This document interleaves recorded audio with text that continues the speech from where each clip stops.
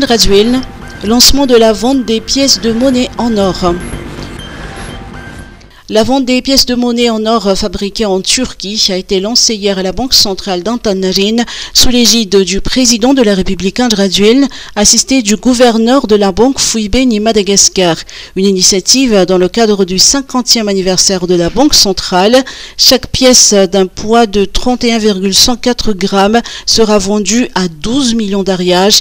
Le président Andrazuil a indiqué que la mise en vente de ces pièces a pour objectif de valoriser l'ariage et d'équilibrer la structure financière du pays. Le chef d'État a révélé hier que depuis son premier mandat, Madagascar dispose à présent d'une réserve d'une tonne d'or.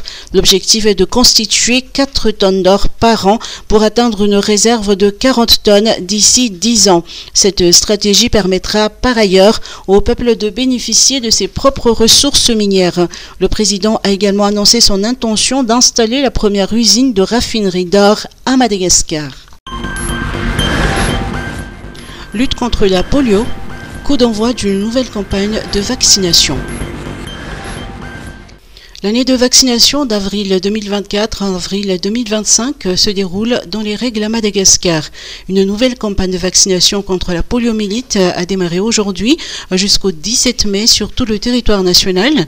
La première dame Mial Razuel, marraine de la vaccination, a donné le coup d'envoi de cette campagne à Ampani. Parallèlement à la campagne de rattrapage menée depuis le 26 avril, où il était question de vacciner les enfants 0 dose, cette nouvelle campagne envisage également de rattraper près d'1 million d'enfants non vaccinés contre la polio.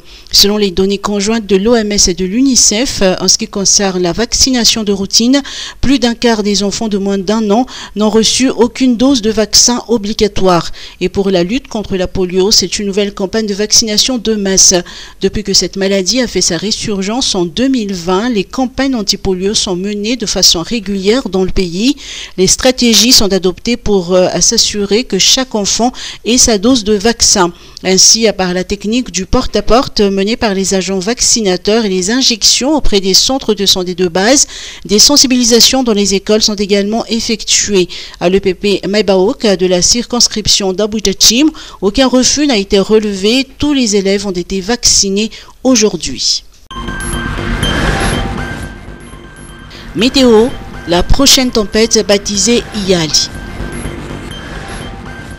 Alors que nous entamons la moitié du mois de mai, la saison cyclonique 2023-2024 n'a pas encore dit son dernier mot. Une nouvelle perturbation tropicale est en train de se former au nord-est de Madagascar. Elle se trouve encore à environ 540 km au nord-est d'Antsiranana et se déplace lentement vers l'ouest. Elle devrait rester assez loin de Madagascar, mais le service météorologique suit de près son évolution. Les coups de vent pourront se renforcer dans le nord-est, mais il ne devrait pas y avoir de fortes pluies, selon toujours Météo Madagascar. Si elle parvient à s'intensifier et à réunir les conditions requises pour devenir une tempête, elle sera baptisée Iyali, un nom choisi par Madagascar.